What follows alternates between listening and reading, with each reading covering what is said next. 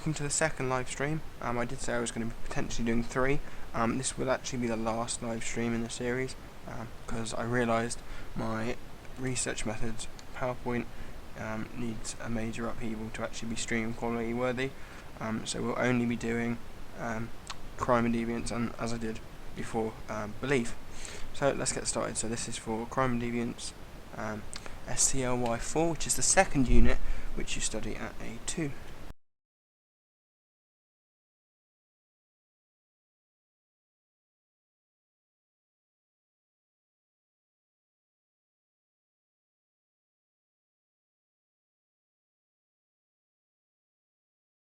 Okay, so first of all, an overview of criminality and deviance. So deviancy is a behaviour which is controlled or banned and is likely to attract disapproval by society. Hagen talks about deviancy as a continuous variable, so deviance ranges from trivial to the extreme. So there are 4 types of deviance according to Hagen. Consensus, which is where the act is socially agreed it's deviant. Conflict, where social opinions are divided on the deviant act. Social deviation, where an act is legal but not socially accepted. Social diversions, where an act is accepted within a culture. And according to Plummer, deviancy changes according to different cultures, so effectively different cultures have different concepts of what is deviant and what is not.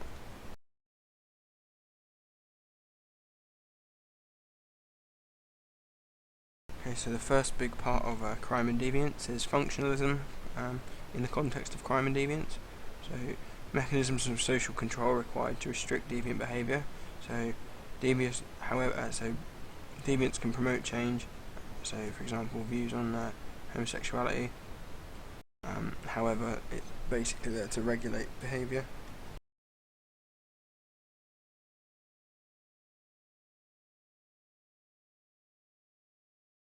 And obviously, deviant behaviour is what is regulated in society. So Durkheim says that deviance, however, is an important part of society, but must not be permitted excessively. But unfortunately for Durkheim, he doesn't actually quantify how much is acceptable, how much deviance is acceptable. So that's a big flaw in his theory. Cohen says that deviance is a safety valve which is indicative of a need for social change. So, for example, with homosexuality, we'll see lots of people are homosexual, and so according to Cohen, then social change will be needed. Social change is needed. Erickson says that a society is arranged to promote deviance, so agencies of social control aim to regulate and not prevent crime. Davis and Polsky say that they take 2 views. Davis talks about the idea of prostitution being a safety valve which diverts sexual frustration away from the family, and whereas Polsky talks about pornography channeling sexual desire away from kind of adultery and bigotry, what's it? And bigamy, sorry.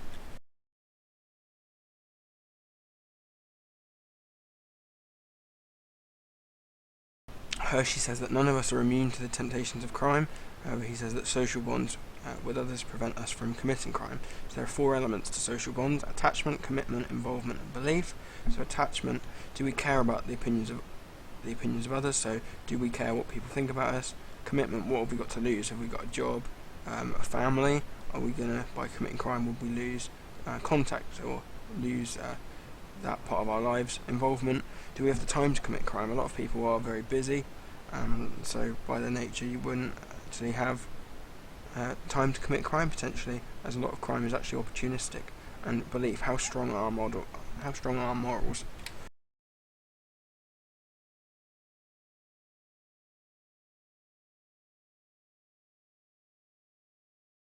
The role of punishment. So without sanction, crime would reach dysfunctional levels. So social solidarity is reinforced through public condemnations. This prevents enemy. So effectively what this means is that punishment reinforces the fact that crime is bad, and through the public actually condemning these people, it makes people not want to commit crime, and therefore prevents normlessness, which is enemy. The strain theory, which is theorised by a guy called Merton. He says that deviancy occurs when an individual is blocked from legitimate success, so he combines two factors, structural and cultural. Deviance is the resultant strain between the force of success and societal reactions. So his big example here is the American Dream, which teaches meritocratic success. However, success is not equal, as is the nature of meritocracy. So strain is high in American culture because of the need to succeed at no matter the cost. So effectively, bigger emphasis is placed on succeeding rather than how you succeed, and so that's effectively what causes crime. People are driven to effectively success through crime if they can't achieve legitimately.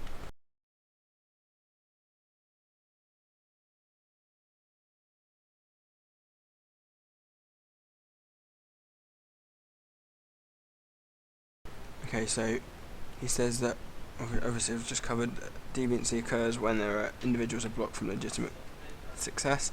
He says there are several responses to strain. So there's conformity, innovation, ritualism, retreatism, and rebellion.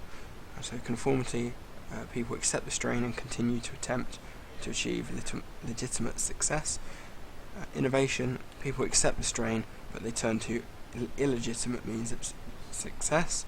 Ritualism, people basically give up attempting to succeed, but they still follow the rules because they understand why the rules are there, and that they're there for society's good. Retreatism, so they reject both illegitimate and legitimate success. They effectively become failures. Rebellion, so these people reject social goals of success and replace them with something else, which we'll come on to in a little bit when we look at some subcultural theory.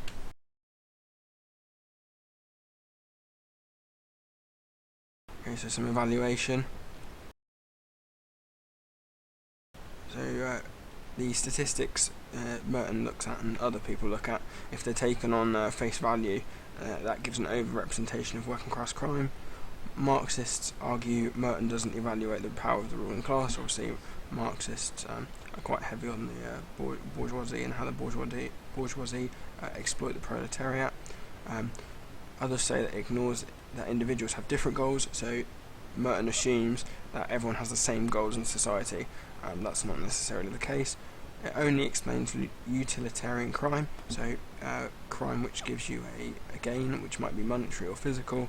It doesn't explain other types of crime, and it also ignores the role of subcultures, which subcultural theorists look at. So status frustration, again by Cohen. So this focuses on deviancy committed by groups. So youth face enemy in education, and those of you, well, you've all studied AS education, I think, and that's a big link to Willis and Willis's lads.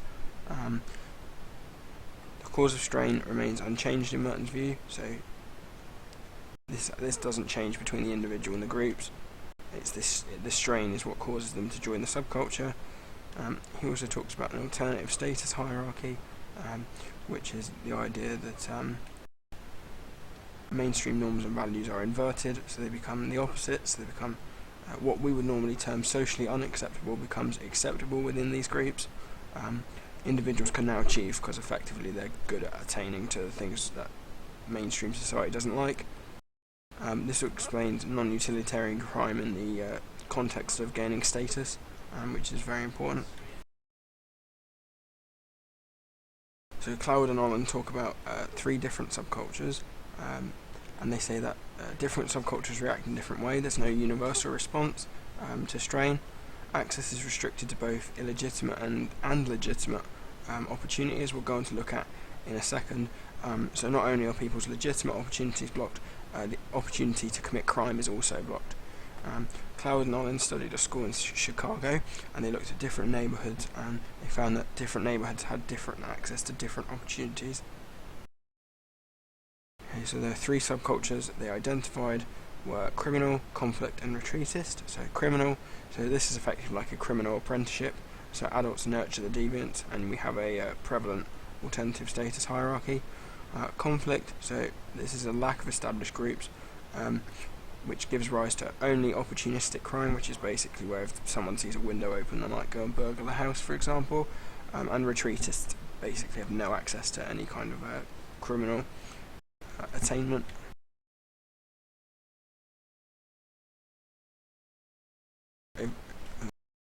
Evaluation of Cloud and Holland, so they explain different kinds of criminality. South says that these three subculture responses are too sharply defined, and subcultures themselves are too sharply defined. People don't commit crime to succeed, says Miller. Different classes have different values, and the subculture is formed as a result of work-life dissatisfaction, and it's therefore a means to gain status. Matzer talks about delinquency and drift. Deviant behaviour is the expression of subterranean values. So subterranean values are, again, essentially opposite values than what we would expect is usually justifiable within a social situation.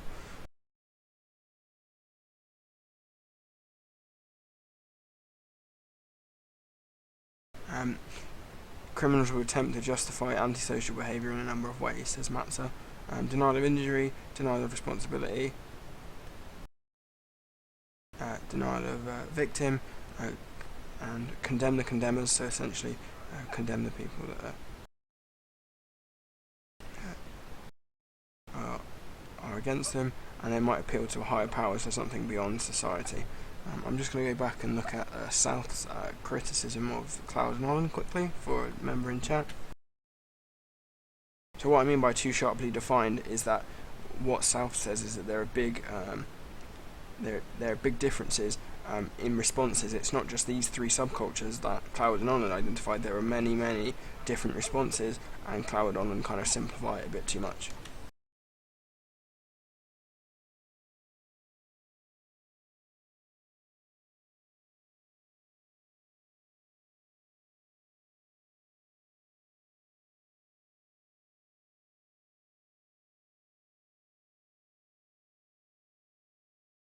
Hopefully the audio is doing alright. Labelling theory, Becker. So he says that deviance is not an individual quality, it's a result of the interaction between individuals and their associated response. Labelled individuals are viewed in terms of that label, which provides a master status, which is the only way you'll be viewed in society. So, for example, you might be a dad and a brother, but if you were found to be guilty of paedophilia, then the label of a paedophile is applied, and then it becomes your master status. So he also says that no act in itself is deviant, it's the interaction which classifies deviance, and social groups create rules, and infraction is classified as deviance. Lemert talks about primary and secondary deviance. So primary deviants are primary acts that are not publicly labelled as such. So most of us have done something that's primary deviant, so something that we've done that's deviant, but we haven't been labelled as deviants because either no one knows we've done it or they don't really care. Secondary deviants are deviant acts which are publicly labelled, and there's a big social impact here, which may affect the status of the individual or the future of the individual, and we cannot predict who will accept or deny the label, so which goes back to the basis of AS labelling theory. Jock Young studied a group of drug takers in the 1960s, and police targeted those who actually took marijuana. Action by the police increases the difference between society and the hippies, and they then retreat into a subculture. So this shows how labelling can effectively create subcultures and divide society. It's also an example of deviancy amplification, which we'll come onto in a little bit. A study by Gossman on asylums, who studied the treatment of the insane, who had their identities removed, and they were forced to adopt a new identity in line with what was accepted by the psychiatrists. So this shows how, when you're labelled as mentally ill, how things change in that scenario. And Rosenhan, who is a psychologist, so bear in mind he is a psychologist, Rosenhan is not a sociologist, got his subjects to fake illness, and they were labelled as insane, and normal behaviour became effectively deviant. So for example, I remember one thing was someone writing down excessive notes. We would normally accept that in society, but in the asylum or in the infirmary it wasn't accepted. And it wasn't until these people actually acted like their diagnosis and accepted that they were mentally ill that they were allowed to leave hospital. Okay, so the Marxist view of crime and deviance. So criminogenic capitalism, crime is inevitable in a capitalist society. Capitalism causes the deviance, as you'd expect. Poverty may mean crime's the only option. Crime may be the only means of utilitarian gain, so it might be the only way to actually gain material possessions and money. Alienation may lead to non-utilitarian crime. So essentially what this means is where people may become disenfranchised and effectively become outcasts as a result of alienation. It will lead to non-utilitarian crime. So greed and selfishness cause white-collar crime, and crime is distorted by statistics and the wider media.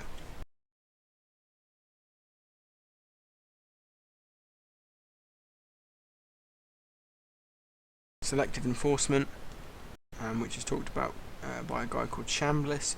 I'm sorry I haven't put the name in the PowerPoint. He says that all classes commit crime, which is true. It's factually true. Only people of the working class are punished, as Chambliss. So this is an example of selective enforcement, because crimes of the powerful are less likely to be treated as offences, so fines might be used. So if a big company, if they have to pay the tax, they might just have to pay a settlement rather than going to prison. There's also ideological functions of crime, which state that lawmaking suits the interests of the ruling class. So, for example, Chambliss goes on to talk about the protection of private property, and further to this, businesses break laws in the pursuit of capitalism. So that's how it kind of breaks the mould in terms of capitalism, so that businesses can make more profit. It doesn't matter if it's illegal or not. Some evaluation here. Marxist theory on crime ignores the influence of patriarchy. It's too deterministic. Not all capitalist societies have high crime rates. Justice is not restricted to the working class and ignores intra-class crime, which is where class is committed within a class rather than between classes. So the new criminology, Taylor et al. So they attempted to create a fully social theory of deviance, and this attempts to combine several factors: the immediate origin of the act, the wider origin of the act itself, and the immediate origin of the act. It wasn't really used very much, and it's important to note that these theorists have actually changed their views since publishing the new criminology and fully social theory of deviance. Some evaluation though, according to left realists, romanticization occurs, so they romanticize and make out the victims to be worse than they are, or the criminals to be worse than they are as well, and there's again an ignorance of intra-class crime.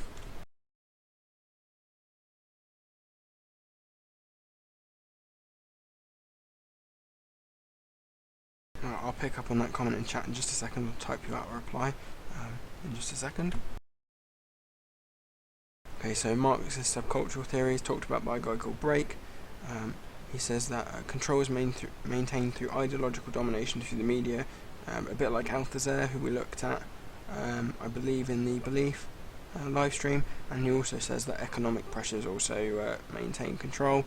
The only people that are not affected by this pressure are the marginalised. These are people that therefore are able to resist capitalism through kind of like working class subcultures. Blackman says that there is an ignorance here of other factors, and there are many other factors, so there's not just one or two factors he ignores. There are many other factors, and Brake just decides to look at the one, which is subcultural theory, and it's also a bias study, an example of a bias study for your methods.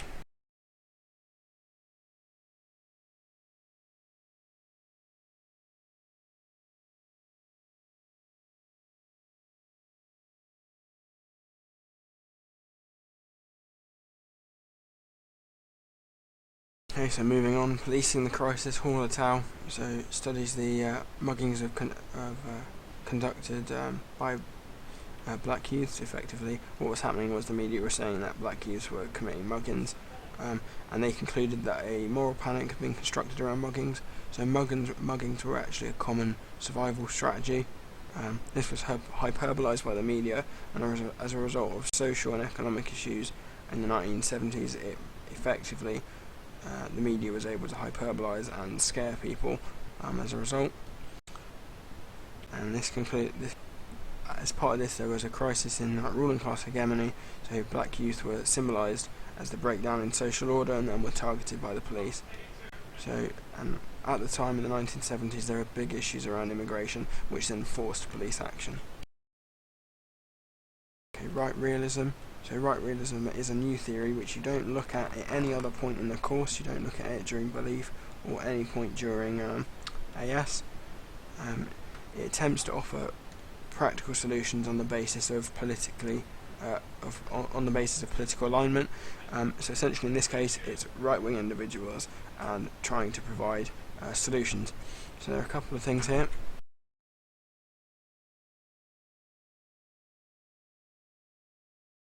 And you might recognise some of these, like Murray from the New Right. You just look at them in more detail at A2. So Wilson and Herrnstein talk about the idea of rising crime. So they concentrate on street crime, and it's disproportionately committed by youth in urban areas. They say that men are biologically aggressive, and this is reinforced through socialisation. However, the need for gratification, so stealing, theft, etc., in order to gain money, may circumvent socialisation. Murray talks about the idea of an underclass. So he says that society has developed an underclass which is comprised of lone parent families reliant on the state, and male deserters are more likely to lead a deviant life, which links back to our idea of attachment, and that these people might have less attachment, so are in a better position to commit crime.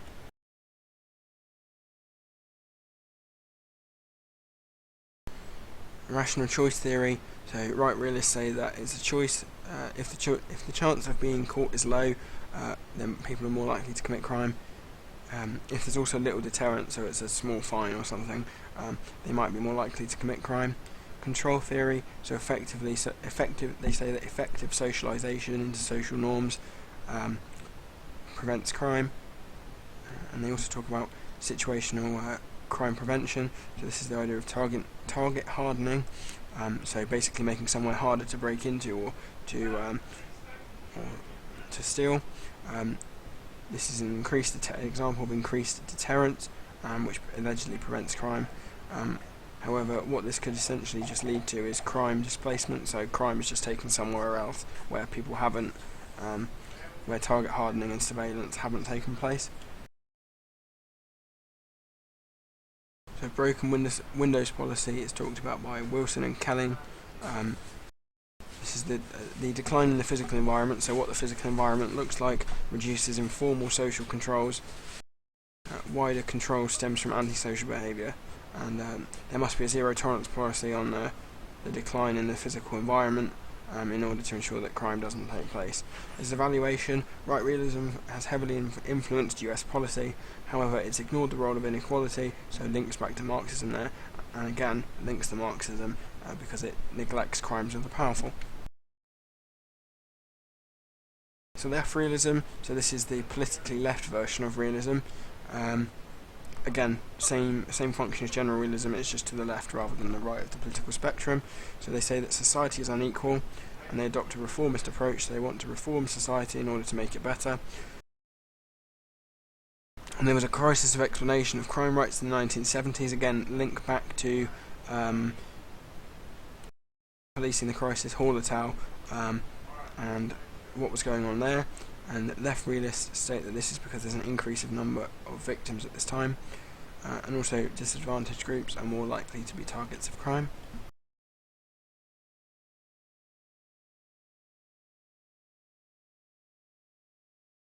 There are several causes of crime according to left realists. The first one is relative deprivation, which Lear and Young look at. People commit crime because they feel relatively deprived. And this is caused by media and marketing. So effectively, media use things like pester power and heavy marketing techniques to basically make people feel, or make people want to buy things, but at the same time make people realise what they haven't got, and this is what is effectively relative deprivation. Individualism and relative deprivation generate crime, so this is the idea of the pursuit of self-interest. Individualism is also eroding family structures, so effectively making families break down as a result of the rise of individualism, and that's in general, not just with crime. Okay, so left realists heavily rely on the subcultural theorists we looked at earlier and the strain theorists to effectively define the next cause of crime, which is subcultures. So individuals join subcultures as a response to relative deprivation. So this is further to Leo and Young's kind of point. They also look at the idea of marginalisation, so the lack of goals and a means of representation basically causes crime. So late modernity has brought with it increased instability and insecurity, and so crime is increased as a result. So this is observable again from the miners' strike and the rise of radicalisation. So there's an increasing equality gap as the rise of free market economics. So those of you who can figure out what's going on in this time period politically, what is effectively happening is Margaret Thatcher is in power in the UK. She is an economic liberalist who believed that the market should be free to operate outside of state control. This effectively perpetuated the inequality gap.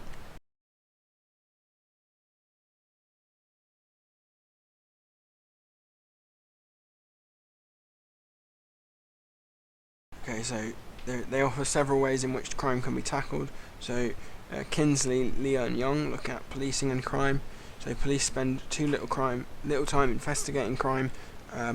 The public must therefore assist the police with establishing their priorities. However, the police are actually losing the support of the police. The police are losing the support of the public. So, for example, abusive stop and search powers has basically meant that the public have lost faith in the police, and policing needs to be more accountable. This was actually addressed by Theresa May, a politician, who brought into the UK the idea of policing crime commissioners. They also say we need to tackle the structural causes of crime, so we must alleviate inequality, so we must get rid of it, and society must increase its tolerance of liberalisation and other things. There is strong similarity with New Labour policy of the idea of tougher on crime, but do not overstate the link to British policy. There wasn't much of a link.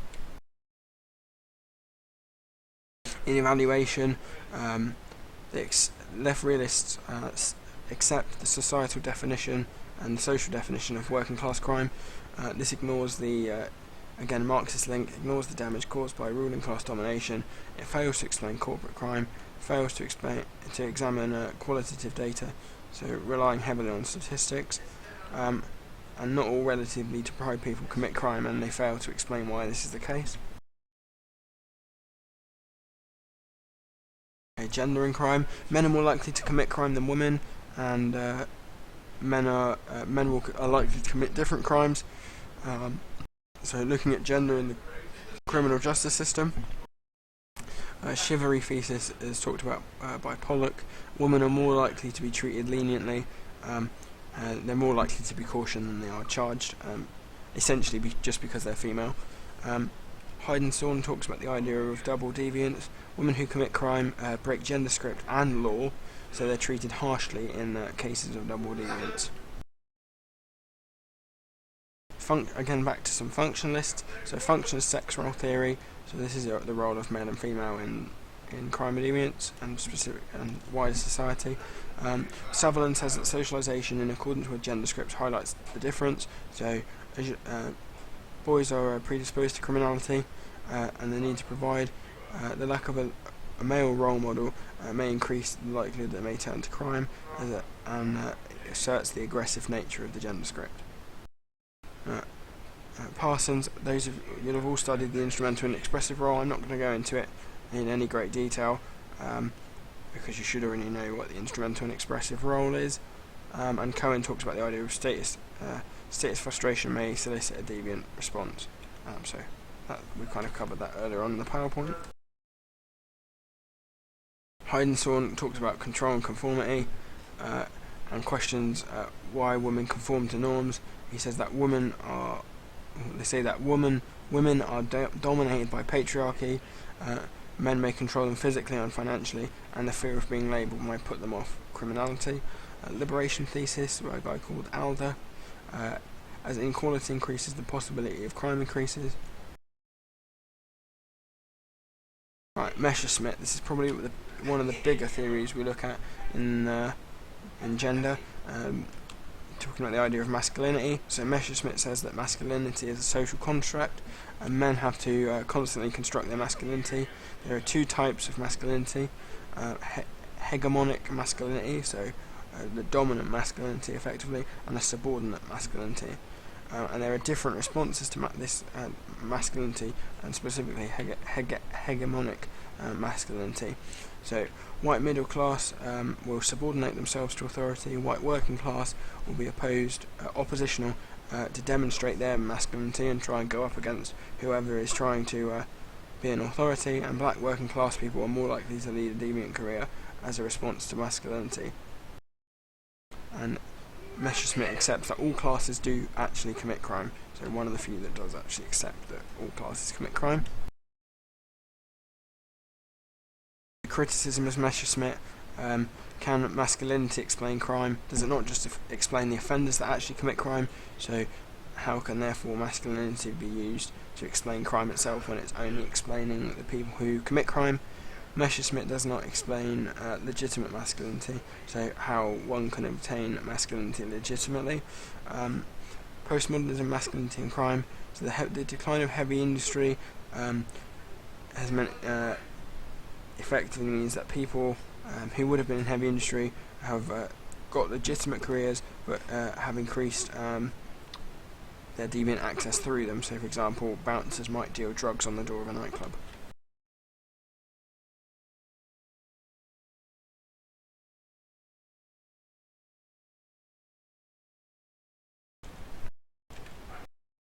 Okay, ethnicity and crime. Afro-Caribbean and Asians are overrepresented in crime statistics. The ethnic minority population in prisons has doubled since about 1998. The demographic explanation. So Morris says that younger people commit crime, more ethnic minority youths, but there are less Asian youth, which is interesting. And this all in general links into the criminalisation of black youths. So, interpretivist perspective on ethnicity and crime. Ethnic minorities crime statistics purport institutional racism. Phillips and Bowling say that this is because of a rise of militaristic policing. Ethnic minorities are actually 6 times more likely to be stopped and searched, which shows institutional racism within the police, which is linked to the McPherson report, which was a report into the death of Stephen and Lawrence, which stated that the Met was racist. Just a quick note here, with ethnicity and crime, I'm not going to go back over them again, but you're going to want to link this to Policing the Crisis and Realism, both political realisms.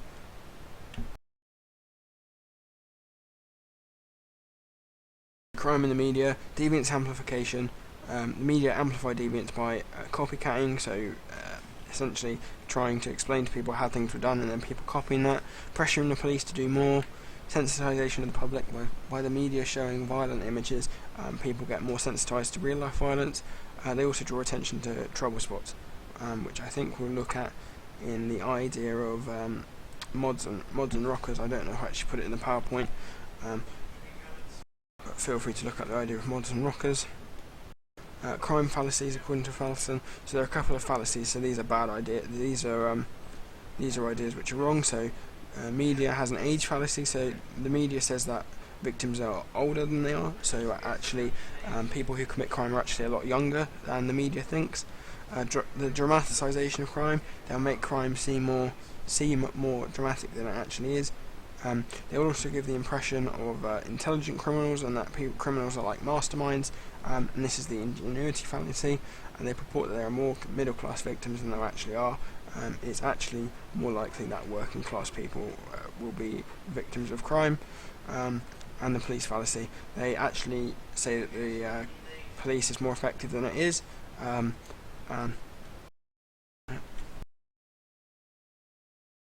so news is a social construct. Editors and journalists decide what's newsworthy, and news is therefore manufactured. So the greater number of news values, the more newsworthy it is, and therefore the more likely it is to get published. So how soon did it take place? How soon has it taken place? Is it right now? Is it 6 years ago? The more recent it is, the more immediacy it has. Personalization. How likely is someone to actually look at this and say, yeah, I understand that, I empathise? How simple is it? What's the novelty value? And how violent is the criminal act? So the media is also an outlet for deviant role models. So because of the glamorization and romanticization of violence and crime caused by the media, this actually causes more crime because people think committing crime becomes acceptable because it's purported by the media, and a lot of socialization and things are picked up now from the media from a very young age. Media and the fear of crime. So this is an unrealistic view of crime actually creates fear. So by the news putting out, say, that more middle class people are victims, middle class people are more likely to be scared. Media and cybercrime. The rise of technology is what's known as technocratic crime. So technologically driven crime. Globalization, capitalism and crime is talked about by a guy called Taylor.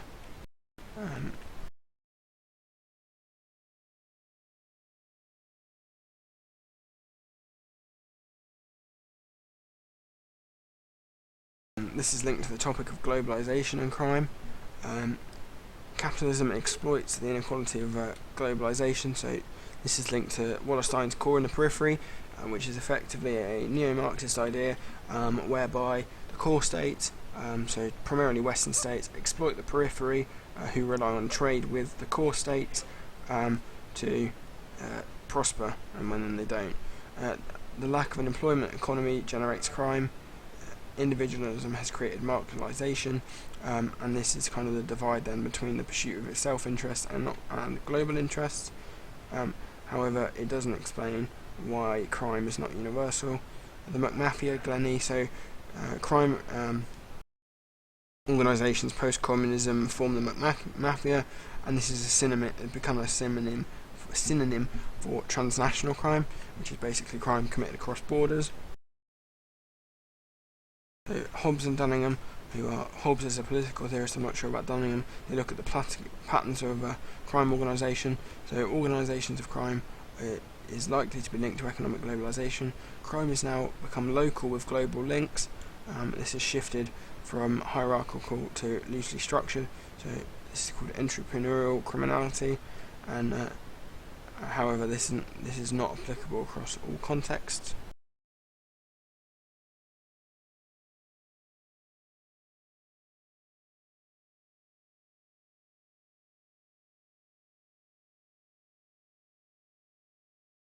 Okay, so state crime. McLachlan says that there are 4 categories of crime: political crime, law enforcement crime, economic crime, and social and cultural crime. The scale of state crime. So power of states means they're able to commit large-scale criminality. They also have a monopoly on the use of force, so they control who can use force, which is an idea of Weber's. Which means the state can cause harm. Power provides a means to conceal crimes. So, for example, Hillsborough have very recently come to a head with the Hillsborough inquiry. Basically, found out massive corruption and things were hidden by people in power. And supranational bodies can only sanction. So, when you go to state level, there's not actually much people above the state can do to prevent the state committing crime, which is linked to the idea of sovereignty. So the state defines what is criminal. It can also change these definitions to suit itself.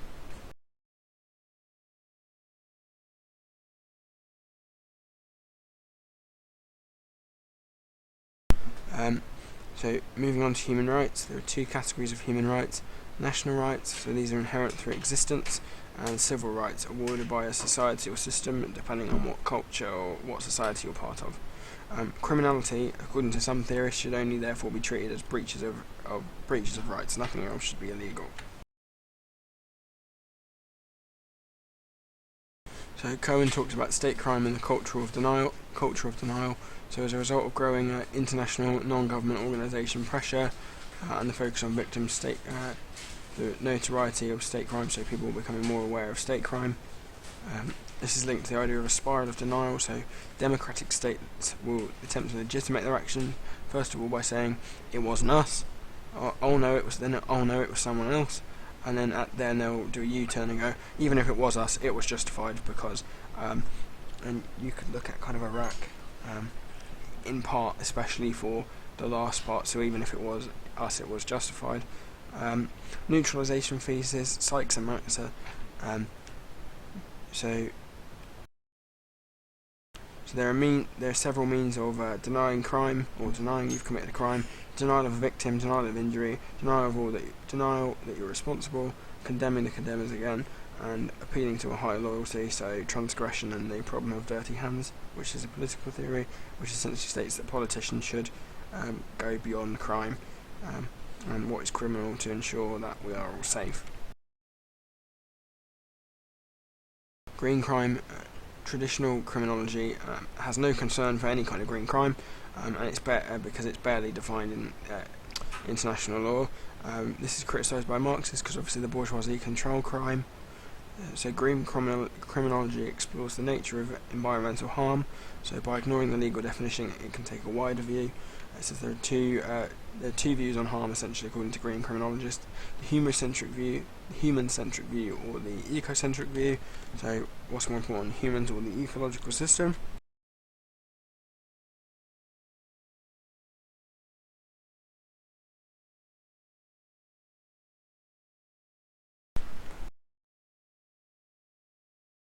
Okay, so global risk, society and the environment. So the majority of environmental risk is actually manufactured by humans. So as a result of technological advancement, we're making things like nuclear energy, which is very dangerous for the environment, and this is causing more and more risk. Moving on, there are two types of green crime: primary and secondary green crime. Primary green crime is directly the result of the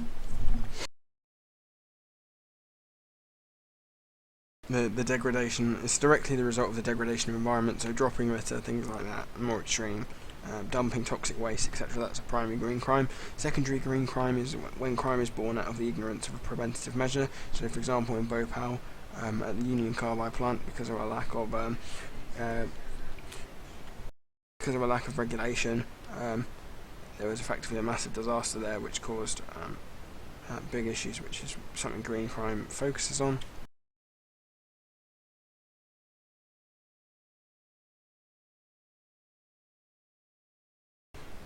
Crime prevention, control and punishment. So there are several aims of punishment: retribution, rehabilitation, repayment or incapacitation. Back to the role of punishment. Durkheim says that punishment is positive. This reinforces norms and values and creates social solidarity, and there's been a migration from retributive punishment, which is found in organic solidarity and organic society, to restorative justice, which is found within mechanic solidarity. I'm not sure what those two concepts are. Have a little look, you should know them from your theories. The Marxist view of crime prevention, control and punishment. Punishment supports the aims of capitalism. The bourgeoisie are ignored. Apologies, I've got this wrong again. The proletariat are ignored at the expense of. Oh no, that is the right way around. Apologies. So the bourgeoisie will just ignore, and will are basically ignored, and the proletariat are essentially punished instead. The criminal justice system is an example of an ideological state apparatus, which is linked to Althusser. According to Melossi, workers do time just like prisoners. We are prisoners in our own world. Foucault explains the migration of power in the context of prevention and punishment. He says that sovereign power, there are two types of power: sovereign power, which is similar to retributive justice, and physical punishment, whereas there's now disciplinary power, which is similar to restorative justice, and this is the idea that people need to be reformed.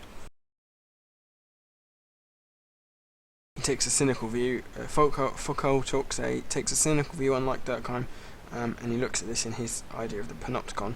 So, disciplinary powers permeate society. We're now being watched everywhere, which, if you know about George Orwell in 1984, there are some big links there. The changing role of prisons. So traditionally prisons were just waiting for the actual punishment, and now they've actually just become the punishment.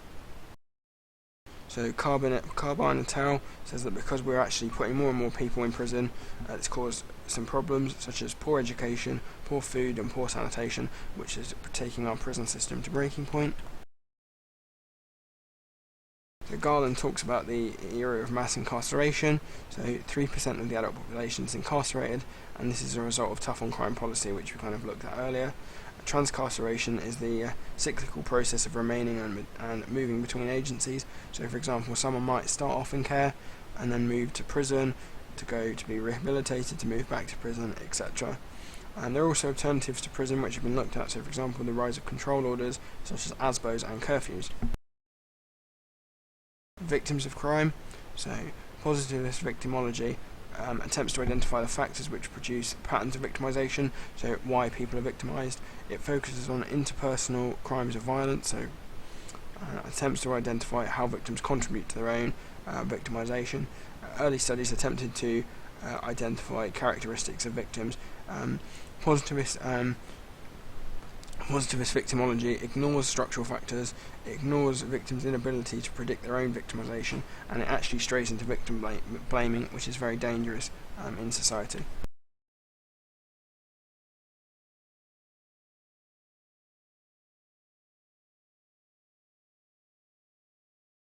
So critical victimology looks at structural factors such as patriarchy, capitalism and poverty. Victimization occurs as a result of being structurally powerless. And then go on to talk about the idea that the state has the power to apply and not apply labels as it sees fit. Because victim is a socially constructed label, the state has the power to deny or accept the label through law enforcement. So this disregards the ways in which victims cause their own victimization, so you see there's a bit of a trade-off between positivist and critical victimology. Okay, so the risk of victimization is spread between social groups. The poorest are more likely to become victims. Age, youngest are more likely to become victims. Ethnicity, ethnic minorities are more likely to become victims, and males are more likely to be victims in the context of gender. If you're a victim once, you're more likely to be targeted again.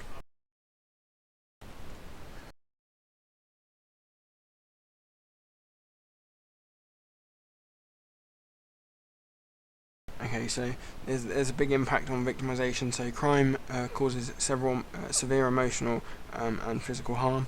Indirect harm might be caused to relatives and friends. Secondary victimization is the additional impact caused by the process of justice which victims have to go through, which may end up them feeling worse. People may actually fear. Crime creates fear of victimization, and again this links to crime in the media. Durkheim looks at the positivist study of suicide, so he attempts to find a social fact of suicide, and he uses the comparative statistical methodology to compare suicide rates. These vary between countries and social groups. However, he says that integration and regulation are the key factors. He explained suicide in these terms. So too little integration causes values to weaken. So because you've not integrated in society, your values are weaker. And too much regulation stifles innovation, so people can't generate new ideas. He comes up with 4 types of suicide: altruistic and egotistical, which are two opposites. So too much and too little integration. Fatalist, and then there's fatalistic and anomic. So this is the idea of regulation: too much and too little, respectively.